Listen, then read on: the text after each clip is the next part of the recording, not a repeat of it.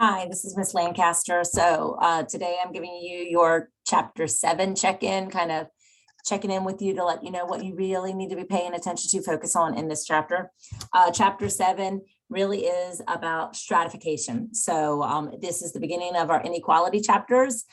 You will be learning in this chapter what stratification is. Social stratification is the division of society into groups of ranked social hierarchy, right? So we have various positions within society.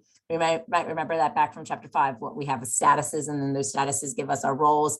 And we can have achieved statuses and we can have ascribed statuses. Just like that, there are systems that exist that are either achieved or ascribed as well. But stratification is just this process of categorizing people into different ranked categories. Okay, so recognizing that there are lots of different ways we can stratify individuals in society. One focus could be money, other focus could be wealth, it could be education, it could be our hair color, our weight, our age. There's so many different ways. And honestly, societies just choose which ones they value. Okay, so 3 main assumptions to think about when thinking about stratification is that people are divided into ranked categories. There is always an unequal distribution of resources so that some members will get more of one resource than another. And then, of course, keeping in mind with that unequal distribution is that the society determines who gets what, okay? And the third assumption of social stratification is to recognize that societies how society determines what's important and what isn't depends on some aspects of the society, its history, the geographic location, the level of development, the political philosophy, and those in power. Thinking about that, different societies will have different resources. Some resources might be more valued than others just because of the lack of them in some societies. So just kind of recognizing all of those different things. Then your book kind of goes into, because there's 2 different stratification systems. You know, we talk about statuses, how we have an achieved status, that we've done something that we earned to get that position. Or we have ascribed statuses, in which those are ones that were kind of born into or given to us and we have little to no control over those. There are systems of stratification that are different, right? So systems are the way that the society is set up to stratify people. And then the actual statuses are the ones that we get, okay? So we have different types of stratification systems. There are ascribed stratification systems in which members of society are ascribed their position based at birth, and there's nothing that they can do to change it. Okay. And then there are achieved stratification systems in which those systems are open for social mobility. So as you're reading through, just kind of keep in mind that the status is not the same as the stratification system. The system is the process in which the society layers. The status is the position that an individual gets, okay? Those are some things that oftentimes students get confused about. So when you're going through these systems of stratification, you'll be reading through like slavery, the caste system. Those are both ascribed systems, okay? People have little to no control over their position. They can't change it, right? The estate system is another one if we look throughout history. But then there are also like the system that we use in the US is called the social class system, right? That is an open class system. It is an achieved system in which individuals are able to earn their position, okay?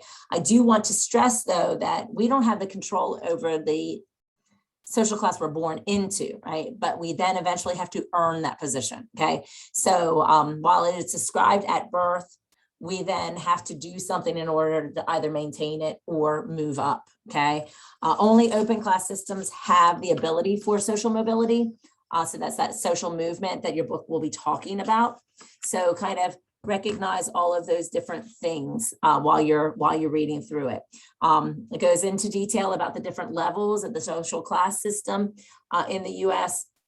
Just kind of recognizing again that those levels vary and change over time, and that an individual's status at the beginning may not necessarily be where they end, okay? They can either move up or move down. I will say though, for social mobility, the lower you are or the higher you are, the less movement there is, because at the bottom, there's very little opportunity for movement, and at the top, there's really nowhere to go except for down. And typically you have enough resources in order to stay at least maintained.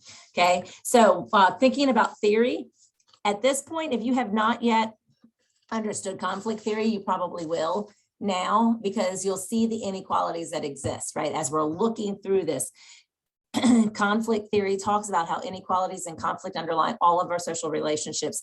And because of that, people are trying to get as much as they can, okay? So recognizing that as you're reading through conflict theory, they're talking about the stratification as the result of a struggle to receive resources, right? And some will have more, some will have less, depending on how many resources, whatever the resource is, that will determine my spot on the social ladder, okay? Really kind of pay attention to that.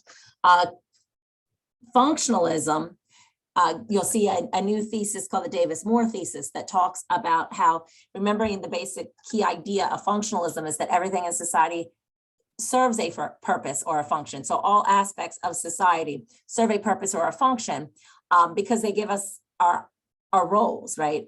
Every group, everything has a function. So if we think about this social process of stratification, the social process of stratification gives us our place, right? Gives us our status, and then those status gives us our roles. All positions are important because everything serves a function and purpose in society. So reading through the Davis-Moore thesis, you'll recognize what they're talking about is that we pay some people more than others, or pay others less due to the demand or lack of demand for that job, right? If you are paid a lower income job, it is pretty much because you're replaceable, right? It's a lot easier to fill those positions. Therefore, we don't have a lot of competition. And without competition, I don't need to pay you more, okay?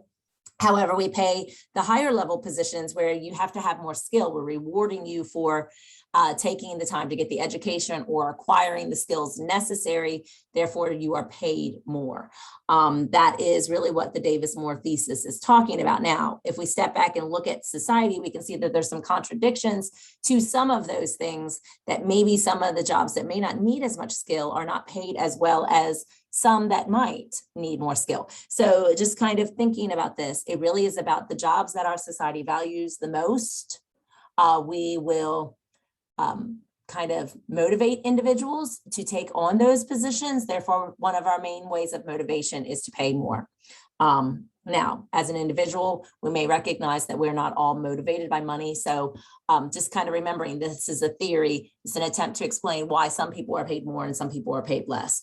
Another theory that's talked about that students struggle with is social reproduction from Pierre Bourdieu, and really all that concept, or it's a theory, but it's more of a concept. Social reproduction is really kind of thinking about how we, the middle class, the upper class, the lower class, the basics, the culture, the ideas of those classes and the way the type of jobs they have, the type of homes they live in, the kind of clothing that they wear, these are all kind of reproduced from generation to generation to generation. So just kind of recognizing what social reproduction is that we kind of have relatively kept our social class, the tendency to keep our social class about the same each time. And that is a result of socialization. So our parents kind of train us, right, to move into the social class that we're in, right, so that we can eventually acquire it. And that really relates to the idea of cultural capital and social capital, the people that we know, the resources that we have, our network, our social network, that's really kind of our social capital, will help shape what we value, right, what we see to be worthy, what we acquire as our norms in society, kind of the culture. So the cultural capital, okay? That then goes hand in hand kind of with the symbolic interactionist perspective. That's like the meso level of symbolic interactionism. Remembering that the key idea of symbolic interactionism is that everything is, we gain our ideas and our meanings based on our interactions in society. So these shared ideas, these shared meanings that we have, we've learned them through interaction. So what it's talking about when we think about social classes, through our interactions, we kind of learn how to fit in, right? We learn to fit into who and what society expects us to be, okay? And at times we will use sources to kind of make us look a little bit better than we are because we want to be more valued, right? And that's because of the value of society. And that's that idea of conspicuous consumption, in which we will consume or display goods that will hopefully give us some respect. So just kind of thinking about that. The last thing that I want to talk about is our life chances and social mobility. There's a lot. This is a longer video than normal because there's a lot of material. Life chances are really our opportunities to be able to move up in social class, okay? Or keep from moving down in social class. So there are different aspects of social mobility. Again, you must be in an open class system. So our achieved system of social class allows for social movement. Okay, so mobility is ultimately just the way that we measure movement. So there's different types of social mobility. There is vertical mobility, there is horizontal mobility, but there's intergenerational mobility and intra-generational mobility. These two different types of mobility are the most common ways that we measure social mobility. Again, mobility is the measurement of movement. So when we talk about intergenerational, it's a mobility in which we're comparing children to parents, right? If we're talking about intra, it's comparing throughout our own lifetime. And again, horizontal, side to side, vertical, up and down. The last type of mobility is structural mobility, and that takes place when there's a large group or large category of people, large groups within society or categories of people within society that all of a sudden either move up or move down, right? So we could look at various aspects throughout history in which various economic situations have taken place that kind of plummeted some people down in social class, but also ones where we could see where people moved up. If we think about in the 80s in technology, people who were in some of those early stages of technology, they were able to really skyrocket up in social class. So, but if we think about factory workers, a lot of them fell down in social class. So just kind of recognizing mobility as what it is and how our life chances are impacted by our mobility. Okay. The last concept that some people do have problem with is poverty. Make sure that you read through it and understand exactly what poverty is. It is both, it can be both measured both relatively or absolutely.